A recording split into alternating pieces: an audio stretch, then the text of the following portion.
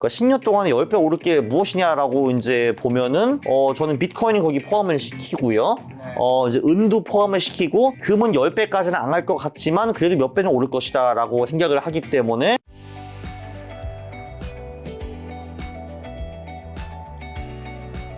자, 그럼 미국이 비트코인의 전략적 비축 자산 활용하고 국유화를 추진하는 것은 달러 패권을 강화하기 위한 전략인지 이 전략의 구체적인 작동 방식은 어떻게 될까요?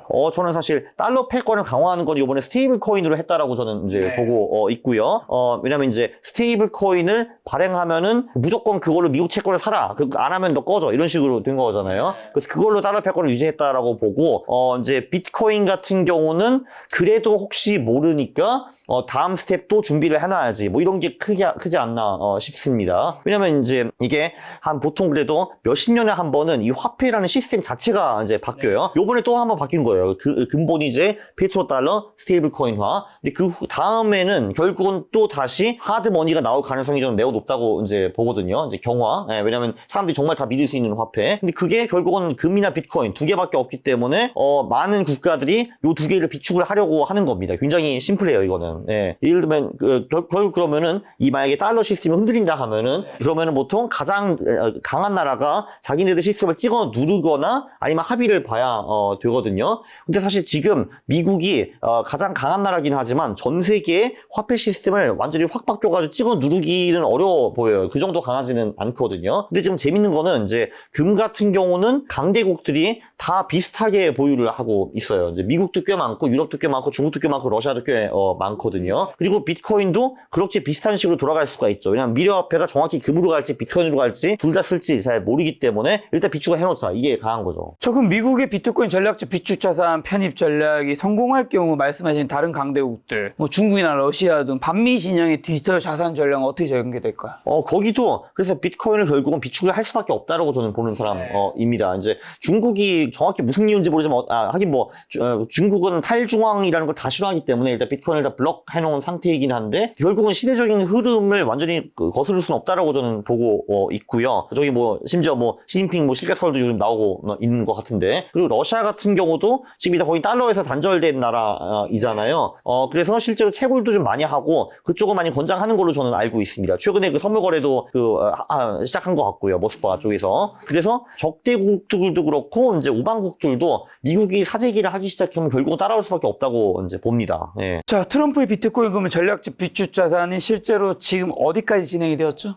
지금까지는 이제 한 달 정도만 이제 했고 구체적으로 얼마를 사모을지 그리고 이제 어떻게 사모을지 그거는 아직 결정이 안 된 걸로 저는 알고 있습니다. 네. 하겠죠 이제. 이제 3대 법안 통과시켰으니까 그게 다음 스텝이죠. 네. 그리고 미국이 연준이 금리 인하에 신중한 태도를 보이는 동시에 유럽 중앙은행은 금리를 인하했는데 각국 중앙은행의 엇갈린 통화 정책이 글로벌 유동성에 미칠 영향과 비트코인 가격의 향방에 어떤 영향을 좀 미칠까요? 비트코인의 가장 그 중요한 매크로 지표가 바로 말씀하신 통화량 지표이거든요. 그렇죠. 그래서 이제 글로벌 M2가 가장 유효하고 그게 비트코인 가격에 한 7주에서 10주, 11주? 뭐 요 정도 앞서 나간다고 보시면 돼요. 이게 사실 투자의 선행 지표를 찾는다는 게 굉장히 어렵거든요. 그게 얼마나 좋아. 그러니까 요 지표가 움직이면은 몇 달 후에 이게 움직인다 하면은 요것만 보고 있으면 되는 거잖아요. 근데 코인에 근데 그게 딱 하나 있는 거죠. 그게 글로벌 M2 지표입니다. 예, 그렇죠. 그래서 당연히 금리를 내리고 돈을 많이 풀면은 비트코인한테 무조건 호재이죠. 자, 그리고 블랙록 등 주요 자산 운용사들이 비트코인 투표 외에 이더리움 등 다른 알트코인 현물 ETF 출시도 준비하고 있는데 이게 알트코인 시장에 어떤 구조적 변화를 가져올 신호탄이 될까요? 뭐 어느 정도는 될 수 있다라고 보기는 하는데 지난번 이제 이더리움 ETF 나왔을 때도 그거 자체로 뭐 이더리움이 큰 재미를 본 것 같지는 않거든요. 그거보다는 이제 이번에 나온 거 지니어스 법안과 클래리티 법안 이쪽이 이제 훨씬 더 도움이 많이 될 것 같습니다. 클래리티라는 게 이제 뭔가 불투명한 거를 좀 이제 클리어하게 만들어줬다 이거잖아요. 근데 그래서 그 이제 소위 그 암호화폐를 하는 사람들이 좀 더 맘 놓고 사업을 할 수 있게 되었죠, 확실히. 자, 그럼 아까 전에 이제 비트코인과 이더리움, 솔라나 그리고 좀 더 먼 미래에는 뭐 리플까지 좋게 얘기해 준다 했는데 이상적인 비트코인과 알트코인의 투자 비율은 좀 어느 정도가 적절할까요? 일단 알트코인이라는 게 변동성이 너무 심하기 때문에 심리 상태 별로 안 좋아요. 너무 많이 가지고 있으면은. 그리고 비트코인과 알트코인은 이제 큰 차이가 있죠. 일단 비트코인은 솔직히 그 대부분 사람 투자를 잘 못하잖아요. 그러니까 이제 투자를 잘하면은 적절히 떨어질 때 손절도 좀 하고 다시 추세 올라가면 올라가고 이런 거 해야 되는데 어차피 못하잖아요. 많잖아요. 근데 비트코인은 소위 속된 말은 존버를 한다 하더라도 돈을 벌 가능성이 매우 높습니다. 한마디로 장기적으로 계속 우상향할 가능성이 매우 높다는 거죠. 중간에 정말 7, 80% 빠진다 하더라도 지금까지는 그걸 다 회복해 왔잖아요. 그러니까 이제 그렇게 8, 90% 빠진 게 그 비트코인이 벌써 몇 번이나 있었는데 그걸 다 회복하고 올라온 그런 히스토리가 있는데 근데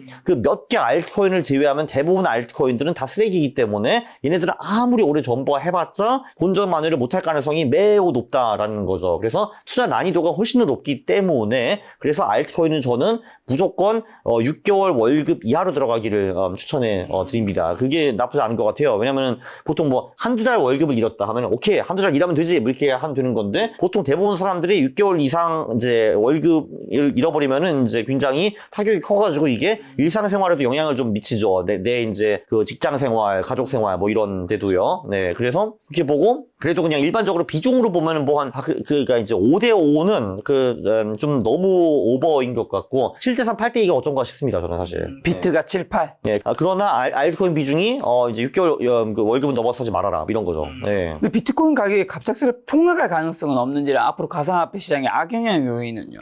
있죠. 그 조금 전에 말씀드린 마이클 스트래티지. 그러니까 이제 그 마이클 세일러가 그 돈 빌려서 비트코인 사고 비트코인 오르면은 더 돈 빌려서 비트코인 사고 이거를 좀 하고 있잖아요. 그러니까 어떻게 보면 펀치 스킵인데 근데 그러니까 이것이 이제 비트코인 시장이 이제 많이 빠지면은 결국 마진콜이 들어올 거 아니에요. 그러니까 우리 전환사채 갚으세요. 그리고 그럼 이분은 더 많은 돈을 빌려가지고 그거를 메우려고 하겠지만 그때는 아무도 돈을 안 빌려주겠죠 이 사람한테. 그러면은 그때 유동성 위기가 올 수가 있고 어쩔 수 없이 스트래티지가 비트코인 시장에 뱉어낼 가능성이 생깁니다. 그때 되면 이제 엄청 폭락하겠네. 60만 개예요. 60만 개. 네. 진짜 엄청 큰 그 금액이거든요. 예를 들면은 그 작년인가 재작년인가 그때 독일 정부가 한 5만 개 정도 팔았거든요. 근데 그때는 어느 정도 유지가 되었는데 그때는 시장이 그렇게 크게 나쁘진 않았거든요. 근데 이제 그런 마진콜이 올 땐 당연히 시장 자체가 안 좋을 거 아니에요. 그러니까 시장 자체가 안 좋고 가격이 이미 떨어지기 시작했기 때문에 마이크로 스트래티지가 그런 좀 강제 청산을 당하게 될 건데 그럼 그것 때문에 진짜 장이 이렇게 갈 수가 있는 거죠. 그러면은 마이너스 8, 90% 나오죠. 그걸로. 네. 가능합니다. 자, 그럼 강욱 작가님은 코인 투자 지금 어떻게 하고 있고 언제 비트코인을 좀 팔 생각이세요?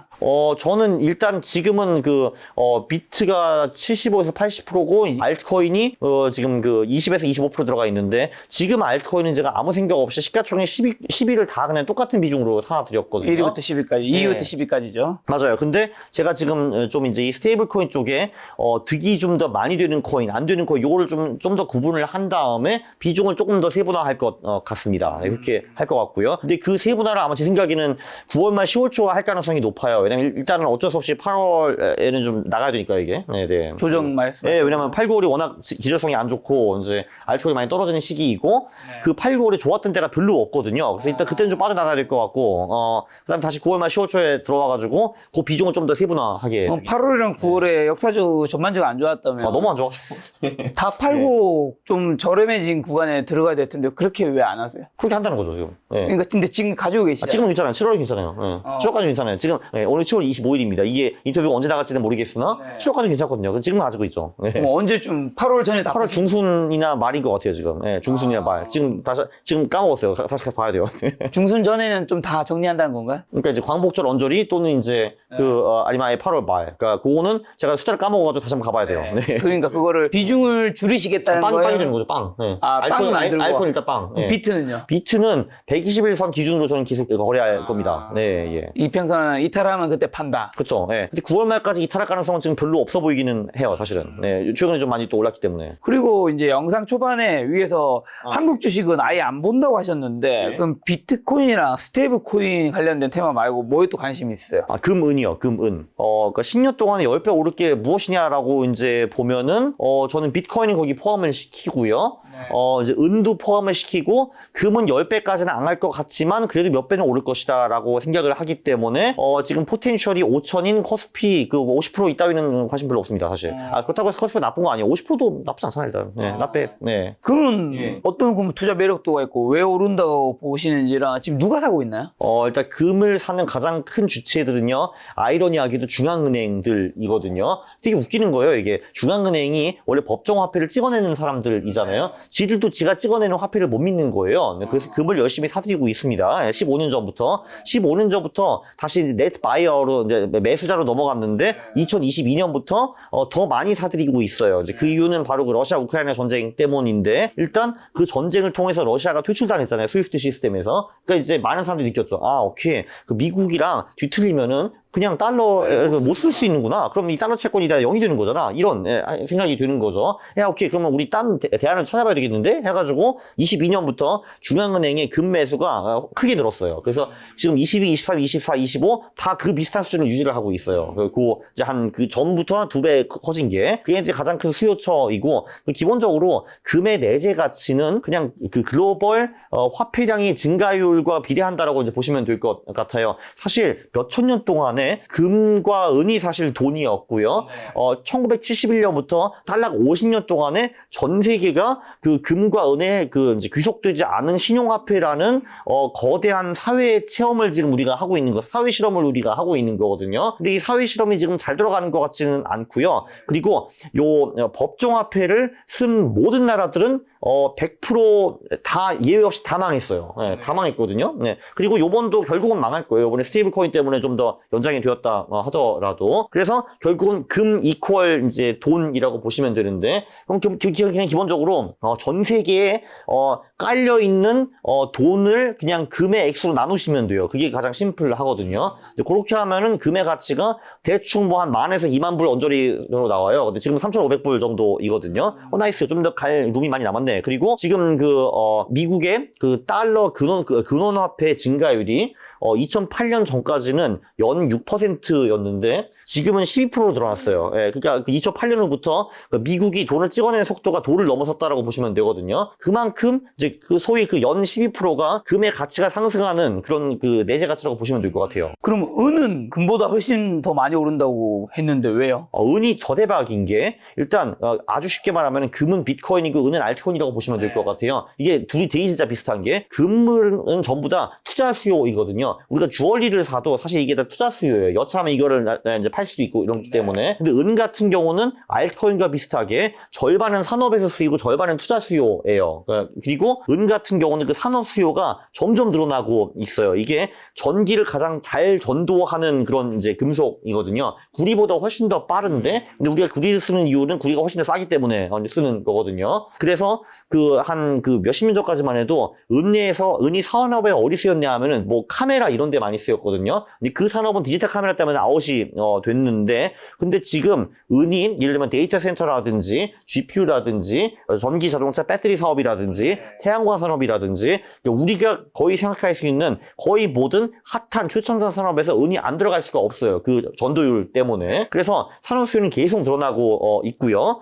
그리고 놀랍게도 일단 은에 대한 관심이 사람들이 아무도 없잖아요. 한번 교보를 딱 가보시면은 코인책은 꽤 많이 있어요. 몇십 권이 있거든요. 정말 쇼킹했던 게 금책이 이제 한국어로 번역된 게 달랑 서너 권밖에 없고 은책은 빵권입니다. 미국에는 몇 권이 있어요. 미국의 거는 제가 읽어봤는데 그래서 일단 관심이 일단 1도 없고 사람들이. 그리고 이 금 은 비율이라는 것이 있거든요. 이제 금 1kg를 가지고 은 몇 킬로를 살 수 있는가 그런 게 있는데 그게 역사적으로는 늘 15대 1이었어요. 지금은 90대 1이에요. 그러니까 이제 한마디로 지금은 금 1kg를 가지고 은 90kg를 살 수 있다라는 거거든요. 근데 이게 생산량을 봐도 한 7대 1에서 8대 1이에요, 늘. 그러니까 이제 한마디로 이제 금과 은 채굴량을 비교해 보면은 이게 한 7배에서 8배 정도 차이밖에 안 되거든요. 가격은 90배가 차이가 나. 왜 그렇지라고 한번 생각을 해볼 수가 있죠. 물론 그것 때문이면 아니겠지만 최근에 그래서 요즘은 금은 한 3개월 정도 잠잠하고 은이 이제 좀 오르고 있죠. 네. 자, 그럼 금과 은에 대한 수요는 알겠는데 공급은요? 그게 이 공급이라는 게 굉장히 어렵습니다. 이게 이제 우리의 신용화폐 같은 경우는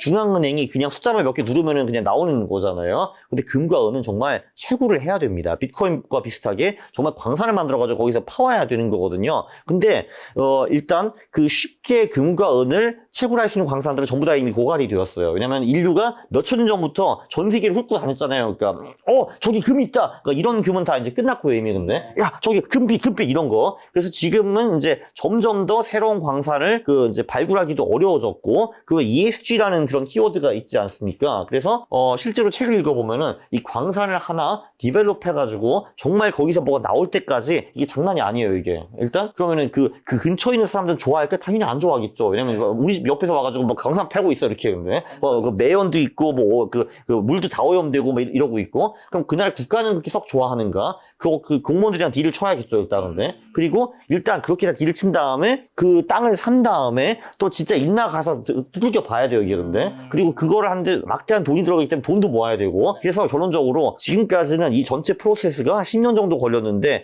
지금은 15에서 20년 정도 걸린다라는 게 정설인 것 같아요. 그래서 이게 보면은 금은 사이클이 언제 꺾이나 이제 그거를 봐야 되는데 보통은 그 가격이 오르면은 공급이 따라 오르잖아요. 근데 그게 보통 한 10년 걸리는데 그래서 이 금은 사이클이 시작되면 보통 10년 정도 가다가 그때 죽어요. 공급이 들어오기 시작해서. 근데 2019년부터 지금 가격이 오르고 있거든요. 금, 은 둘 다. 그럼 그거를 비교해 보면은 2030년까지는 그 새로운 공급이 유의미하게 늘기는 어렵다. 그리고 요즘 ESG 때문에 그게 오히려 더 뒤로 갈 수도 있다라는 게 제 생각입니다. 저 그러면 언제까지 금은을 좀 가져가야 하는 거죠? 그때까지요. 일단 그 공급이 실제로 늘어나는 게 내 눈에 보일 때까지. 그게 다 통계들이 있거든요. 그리고 다행히도 공급이 늘어난다고 즉각 그때부터 가격이 꼬꾸라지는 게 아니라 공급이 늘어나는 후에부터 1, 2년 후에 가격이 빠지거든요. 네. 그때를 나갈 타이밍으로 보면 되는 거죠. 자, 오늘 긴 시간 뭐 이제 한국과 미국 주식 얘기도 해주시고 그다음에 비트코인, 스테이블 코인, 금과 은도 얘기해 주셨는데 마지막으로 현금 한 1억 원 정도 있는 목돈이 있는 분들이라면 이 모든 자산을 좀 어디에 어떻게 좀 투자하면 좋을까요? 네, 제가 지금 자신 있게 1시간 반 동안 얘기를 했는데 솔직히 아닙니다. 1시간입니다. 죄송합니다. 1시간 했는데요. 저 사실 쥐뿔도 모릅니다. 네, 그래서 지금 제가 말한 거 있잖아요. 지금 뭐가 나왔어? 한국 주식, 미국 주식도 나왔고요. 그리고 금, 은도 나왔지. 비트코인도 나왔지. 스테이블 코인 관련 L도 나왔죠. 근데 그냥 그거를 다 사시면 돼요. 얼마나 심플합니까? 투자는요. 가장 중요한 게 A or B가 아니라 A and B 그것만 기억하시면 됩니다. 잘 모르겠다? 다 사면 됩니다. 다 사는 와중에 조금 더 비중을 비중 드린다면 아무리 그래도 이제 비트코인의 10%는 가져가는 게 맞는 것 같고요. 제가 보기에는 그거에 한 2에서 3을 나누셔가지고 알트코인을 들어가시면 될 것 같고 그러면 85에서 88이 남을 것 같은데 그거를 적절히 주식과 채권과 금은에 배유를 해야 되는데 일단 그 전에 내가 한 6개월 정도 먹고 살 만큼 현금 정도는 가지고 있어야겠죠. 그거를 빼고 이제 나머지는 이제 주식, 채권, 금은에 들어가는데 잘 모르시면 그냥 3대1, 3대1, 3대1로 하시고 아무리 그래도 채권의 미래는 그렇게 밝지 않기 때문에 뭐 4, 2, 4 이 정도도 나쁘지 않을 것 같습니다. 근데 요즘 비트코인이 뭐 약간 또 정체기에 겪고 있긴 하지만 그래도 한 1억 6천만 정도잖아요. 그러다 보니까 많은 분들이 너무 많이 비싸다. 네. 그리고 어차피 내가 한 개를 다 정수를 살 수 없을 테니까 한 개만 사면 되죠. 그렇게 생각하는 어차피 분들 많은데 예. 나는 이미 비트코인 사기 늦었으니까 알트를 많이 사는 분들이 있단 말이죠. 그런 분들한테 혹시나 하시고 싶은 말씀 있다면요? 그 트레이딩을 잘 하시면 당연히 그렇게 하셔도 되는데 근데 이제 그런 얘기를 하시는 거 보니까 트레이딩을 잘 못할 것 같거든요. 그렇죠. 네. 그러면은 이거 비트코인은 훨씬 낫죠. 왜냐면은 그 알트코인은 정말 그 몇 개를 제외하고는 장기적으로 오를 건덕지가 없어요. 기본적으로. 네. 그러니까 기본적으로 알트코인을 왜 발행하는가? 이제 거기는 0.1%는 야 정말 내가 이거 좋은 거 만들어가지고 세상을 좋게 하겠어 하는 사람들이 있고 99.9%는요 그냥 뭔가 이유를 그럴듯하게 만들어가지고 코인을 발행해서 당신한테 팔고 도망가는 것이 이제 가장 좋은 이유거든요. 그게 돈이 쉽게 되거든요. 그게 99.99%이기 때문에 웬만한 알트코인은 장기 투자할 수 없습니다. 네. 조심해야 돼요, 진짜. 네. 알트코인은 정말 조심해야 돼요. 또 네. 조심해야 된다. 하반기에 또 뭐 작가님 개인적인 책이 나오시나요? 지금 계절성 책을 거의 다 썼습니다. 계절성. 어떤 계절성? 그러니까 뭐 이런 거. 그러니까 이제 사실 이 계절성 효과가 되게 막강한데 사람들이 이거를 되게 좀 이제 과소평가하는 게 있어요.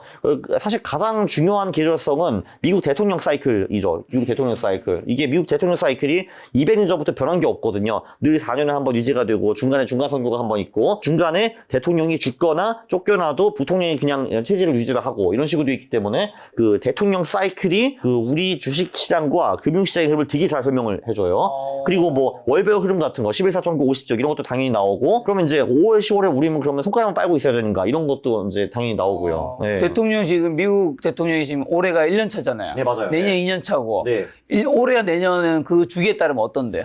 정확히 말하면 지금 5년차, 6년차이거든요. 그렇죠. 일기를 했으니까. 일반적으로는 5년차부터 7년차까지는 좋고 놓고 8년차가 좀 많이 흔들리는 경우가 많았어요. 물론 매번 8년차가 흔들리는 게 아닌데 근데 그 이유는 되게 단순해요. 왜냐면은 8년 동안 이 한 아저씨가 이제 해먹고 이제 나가시면은 이제 2명의 새로운 사람들이 이제 올 거 아닙니까? 거기서 또 정치적 불확실성이 극대화가 되는 거죠. 왜냐면 시장은 이 두 사람들에 잘 모르고 둘 중에 누가 될지도 잘 모르잖아요. 그리고 일단 나가는 대통령은 누가 되든 크게 상관이 없거든요. 그래서 돈을 좀 덜 뿌리는 경향도 좀 있습니다. 근데 5년차 중에서 이게 5년차는 전반적으로는 좋은데 공화당 5년차가 좀 안 좋은 경우가 좀 더 많은데 그거를 제가 올해 초반에 좀 간과를 했어요. 그러니까 공화당 같은 경우는 일단 집권을 하면은 처음부터 뭔가 많이 흔들림을 주는 경우가 좀 많더라고요. 트럼프는 완전히 극대화가 되었죠. 이제 올해 많이 흔들렸잖아요. 2017년에도 그때 1기를 할 때도 시장을 많이 좀 흔들리는 노력을 하려고 했는데 그때는 너무 이 사람이 기반이 약해가지고 못 흔들렸다가 그 2년차 2018년에서 막 흔들렸거든요. 근데 기본적으로 정치인이 시장을 많이 흔드는 거는 시장이 굉장히 안 좋은 흐름을 미치는데 근데 그게 오래 있었던 것 같아요. 근데 그게 1분기까지 하고 2분기부터는 그게 더 이상 안 먹혀. 다행이다. 예, 그렇죠. 알겠습니다. 강훈 작가님과 함께하는 재미있는 주식 비트코인 세상 이야기는 또 다음번에 준비해 보도록 하겠습니다. 오늘 만난 손님은 강훈 작가님이었습니다. 지금까지 소중한 시간 함께해 주셔서 정말 감사합니다. 오늘도 김 작가였습니다. 고생 많으셨습니다. 감사합니다.